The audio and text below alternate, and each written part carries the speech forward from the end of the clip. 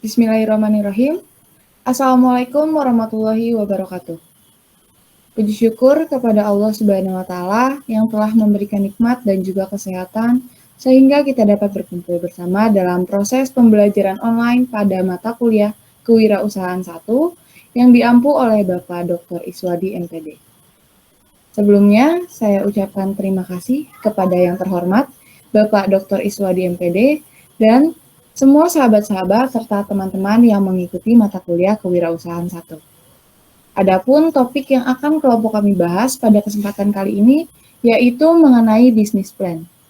Perkenalkan, saya Nadila Nuraini yang bertugas sebagai moderator yang akan membimbing jalannya diskusi pada kali ini. Adapun anggota-anggota kelompok kami, yang pertama yaitu ada Sofi Angkin Mevi Eka Suci, lalu ada Virial Nada Salsabila, kemudian ada Maria Teresia Karmeliana, dan yang terakhir Sinta Deviana Khairunisa. Acara-acara yang akan kita lewati yang pertama ada sesi pembukaan, dilanjut dengan sesi penyampaian dan penyajian materi, kemudian sesi tanya jawab, dan yang terakhir sesi penutup. Baik teman-teman, langsung saja kita mulai ke sesi pertama yaitu pembukaan. Untuk membuka acara ini, marilah kita mengucapkan basmalah bersama-sama. Bismillahirrahmanirrahim. Selanjutnya yaitu sesi penyampaian dan penyajian materi. Nah, materi pertama ini akan disampaikan oleh Saudara Sinta Deviana. Untuk Saudara Sinta, saya persilahkan. Baik, yang pertama ada definisi bisnis plan. Bisnis plan atau perencanaan usaha merupakan kumpulan dokumen yang menyatakan keyakinan akan kemampuan sebuah bisnis atau usaha untuk menjual barang ataupun jasa dengan menghasilkan profit yang tinggi dan menarik bagi investor untuk menanamkan modalnya kepada perusahaan kita. Next. Menurut para ahli, di sini ada dua. Yang pertama ada Hissrich and Peters. Menurut Hissrich and Peters, bisnis plan atau rencana bisnis adalah dokumen tertulis yang disiapkan oleh wirausaha yang menggambarkan semua unsur-unsur yang relevan baik internal maupun eksternal mengenai perusahaan untuk memulai suatu usaha. Isinya sering merupakan perencanaan terpadu menyangkut pemasaran, permodalan, manufaktur, dan sumber daya manusia. Yang kedua ada Richard L. Dalam bukunya Manajemen menyebutkan bahwa business plan adalah dokumen yang merincikan detail-detail bisnis yang disiapkan oleh seorang wirausahawan sebelum membuka sebuah bisnis baru. Next.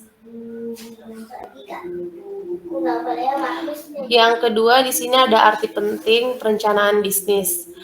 Kunci sukses memulai usaha adalah adanya kemampuan menuangkan ide-ide atau gagasan cemerlang yang kreatif dan inovatif dan mempunyai nilai ekonomi atau komersial tinggi ke dalam sebuah bisnis plan atau perencanaan bisnis yang matang dan realistis. Perencanaan bisnis atau bisnis plan adalah rencana-rencana tentang apa yang dikerjakan dalam suatu bisnis ke depan meliputi alokasi sumber daya, perhatian pada faktor-faktor kunci, dan mengolah permasalahan-permasalahan dan peluang yang ada. Banyak orang pada saat awal membuka usaha baru banyak mengalami kegagalan. Kegagalan disebabkan karena pada saat membuka usaha tidak menyusun perencanaan terlebih dahulu, sehingga apa yang dilakukan tidak didasarkan pada perhitungan awal. Rencana perlu disusun betapapun sederhananya secara tertulis. Perencanaan yang tidak tertulis pasti sudah ada rekayasa di dalam pikiran seseorang yang akan membuka usaha. Seperti rekayasa tentang usaha apa yang akan dipilih, tempatnya di mana, siapa konsumennya, dibutuhkan modal berapa, dan berapa perkiraan tentang keuntungan yang akan diperoleh.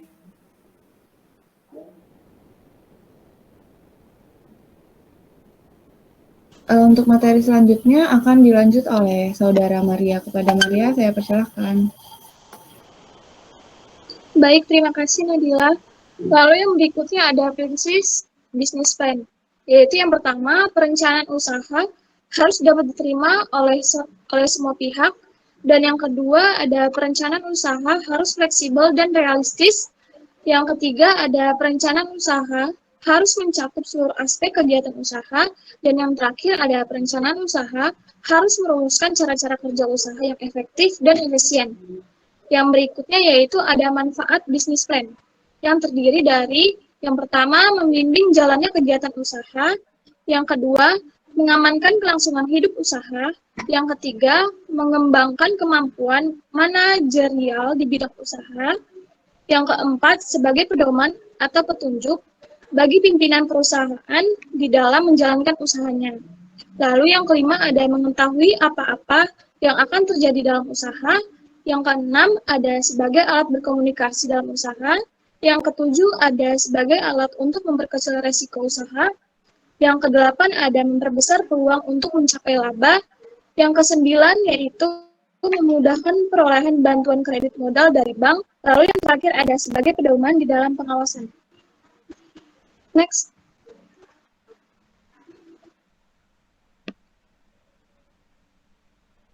Selanjutnya akan dilanjut oleh Saudara Virial. Saudara Virial, saya persilahkan. Untuk selanjutnya ada kegiatan bisnis plan.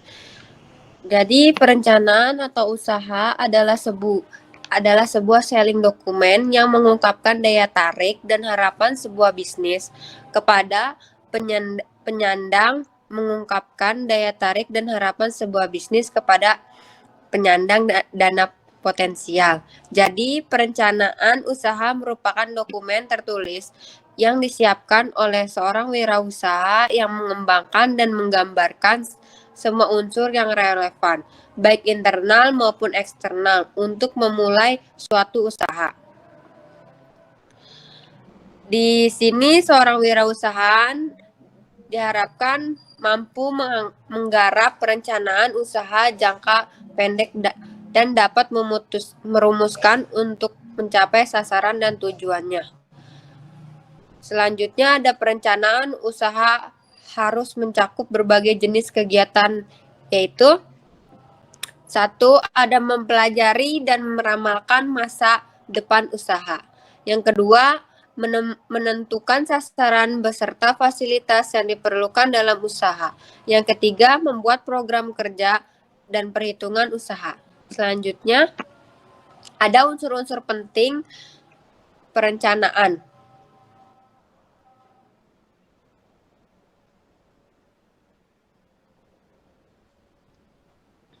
Secara umum, garis besar ini perencanaan usaha yang dibuat seseorang wirausaha berusaha merinci profit neraca perusahaan dan proyeksi aliran khas.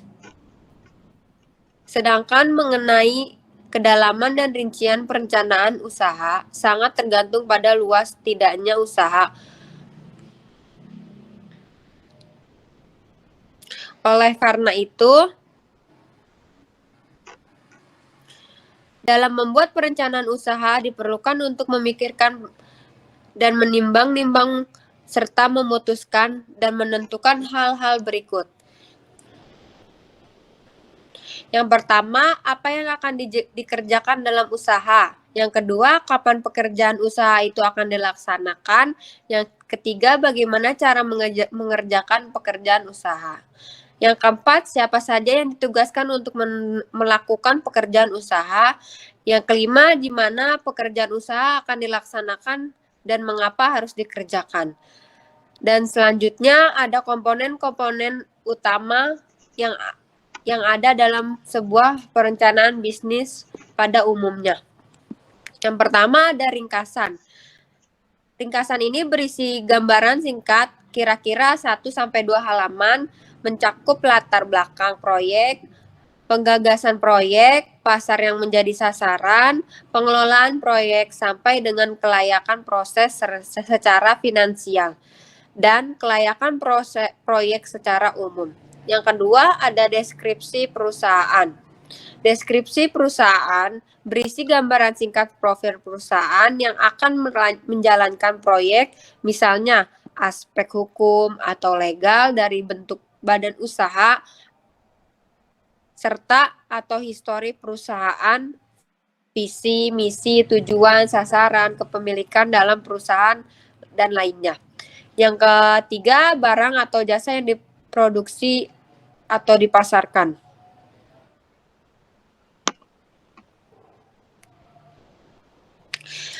Di sini ada gambaran barang atau jasa apa yang akan diproduksi atau dipasarkan. Alasannya barang atau jasa tersebut diproduksi dan manfaat atau benefit yang dapat diperoleh konsumen atau customer atau barang atau jasa tersebut. Selanjutnya, ada analisis aspek pasar. Analisis aspek pasar, yang pertama, peluang bisnis dan prospeknya. Hal-hal yang perlu dikupas dalam peluang bisnis, yaitu apa yang bisa kita buat, lalu pasar membutuhkan apa, dan selanjutnya perlunya menciptakan kebutuhan konsumen atau paradigma terbaru agar bisnis kita bisa eksis, kita harus bisa menciptakan pasar. Yang kedua, kondisi persaingan bagaimana atau kondisi persaingan dari pasar yang kita hadapi, pembicaraan antara lain. Yang pertama ada pasarnya, sudah pasti captive market, atau misalnya kita berproduksi atas dasar pesanan, maka kita tidak perlu memikirkan barang yang kita buat laku atau tidak laku. Yang kedua, pasarnya ditentukan oleh pembeli atau buyer market. Jika pasar dikuasai oleh pembeli, maka posisi kita sebagai produsen akan lebih berat karena kita harus bersaing ketat berebut konsumen. Yang ketiga, posisi perusahaan dalam pasar.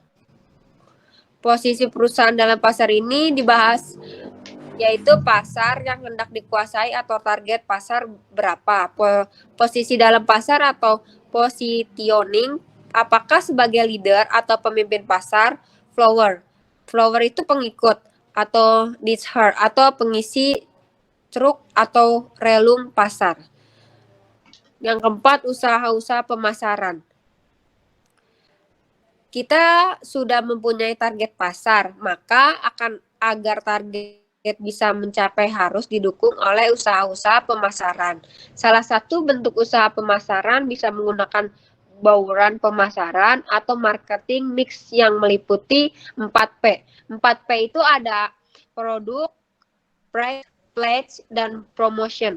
Di sisi lain, masalah siklus kehidupan produknya atau produk life, atau bisa dibilang suatu produk akan mengalami tahap-tahap sebagai berikut, yaitu perkenalan, tumbuh, matang, jenuh, dan decline, atau juga harus diperhatikan.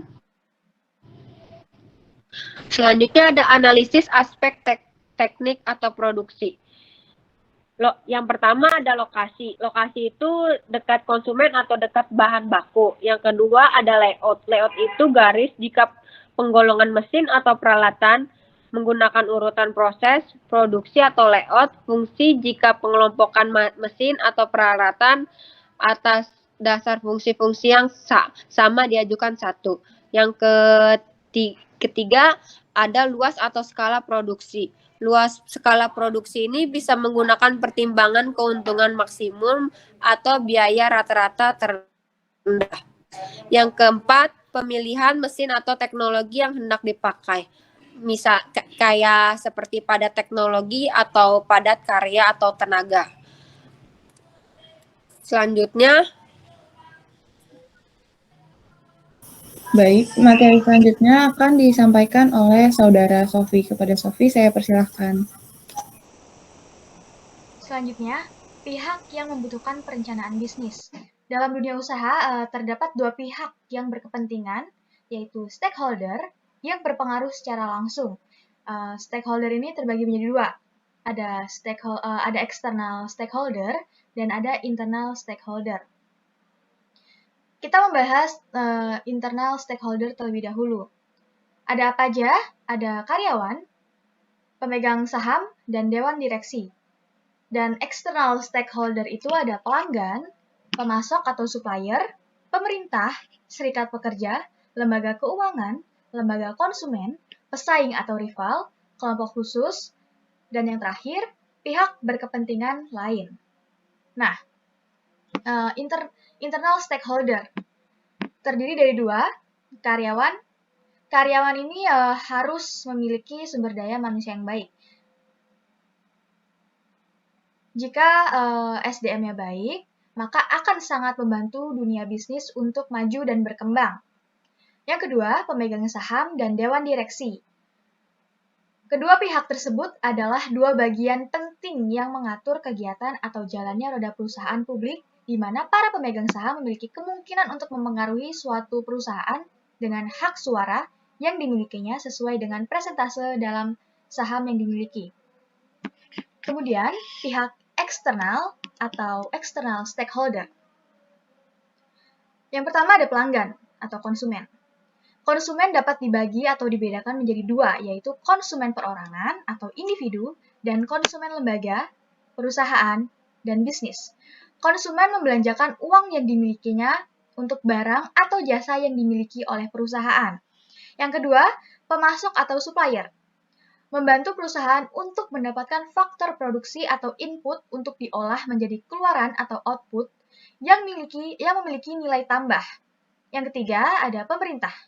Lembaga yang membuat undang-undang, kebijakan, serta peraturan agar roda perekonomian suatu negara atau daerah dapat berjalan seperti yang telah direncanakan. Yang keempat ada serikat pekerja. Berkaitan dengan hal-hal yang berhubungan dengan pekerja seperti upah, jam kerja, fasilitas, kondisi kerja, dan sebagainya.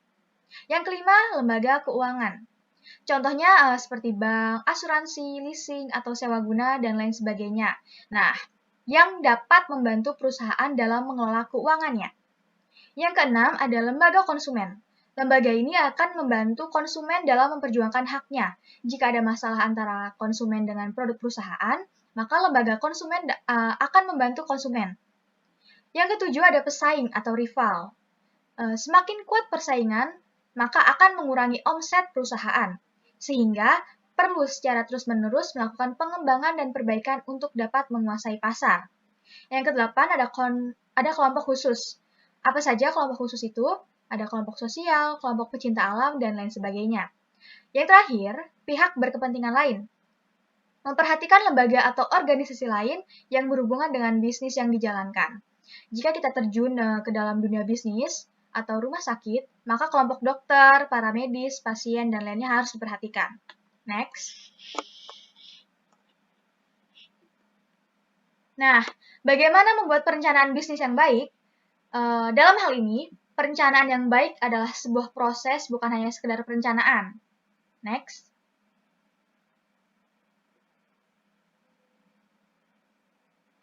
Perencanaan yang baik adalah perencanaan yang memiliki indikator antara lain. Yang pertama, sederhana. Perencanaan yang baik adalah perencanaan yang mudah dimengerti dan mudah untuk dilaksanakan. Yang kedua, spesifik. Perencanaan yang baik adalah yang konkret, terukur, spesifik dalam waktu, personaliannya, dan anggarannya. Yang ketiga, ada realistik. Perencanaan yang baik adalah perencanaan yang realistik dalam tujuan, anggaran, maupun target pencapaian waktunya. Yang keempat, ada komplit atau lengkap. Perencanaan yang baik adalah perencanaan yang lengkap semua elemennya. Next. Nah, perencanaan yang baik adalah perencanaan yang dapat dipergunakan untuk berbagai hal, seperti yang pertama, mendefinisikan dan menetapkan tujuan. Yang kedua, menciptakan laporan bisnis secara reguler. Yang ketiga, mendefinisikan bisnis-bisnis baru. Yang keempat, mensupport aplikasi pinjaman. Yang kelima, mendefinisikan berbagai perjanjian dengan partner. Yang keenam, serangkaian nilai untuk pencapaian tujuan secara legal. Dan yang terakhir, untuk mengevaluasi masalah produk-produk, promosi maupun ekspansi.